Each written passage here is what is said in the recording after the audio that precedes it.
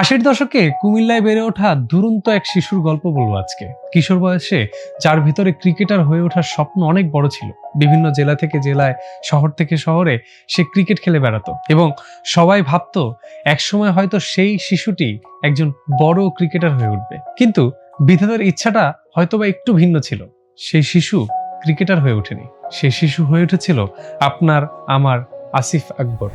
এখনো মাঝে মাঝে মাঝরাতে ঘুমের ঘরে শুনি তোমার পায়ের আওয়াজ, যেন তুমি এসেছো ফিরে।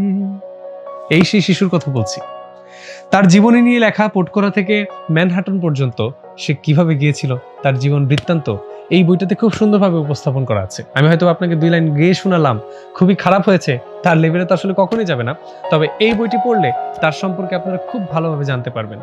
তার জীবনের চড়াই উতরাইয়ের গল্প, তার রাজনীতিতে যুক্ত হওয়ার গল্প, একটা শিল্পী আসলে যে রাজনীতি করা উচিত কি উচিত না, তার শিল্পী জীবনে, তার খেলোয়াড়ি জীবনে, তার ছোটবেলার জীবনে, তাকে যে ছোটবেলায় মিঠু নামে ডাকা হতো সেই জীবনে কেমন ছিল তার জীবনটি। আপনারা যারা আগ্রহী আছেন আমাদেরকে নক করতে পারেন। আমরা পৌঁছে দিচ্ছি সারা বাংলাদেশে ক্যাশ অন ডেলিভারিতে এবং আপনাদের জন্য আকর্ষণীয় ডিসকাউন্ট কিন্তু অবশ্যই থাকবে। পোটকরা থেকে ম্যানহাটন বইটা পেতে এখনই আমাদেরকে নক করুন।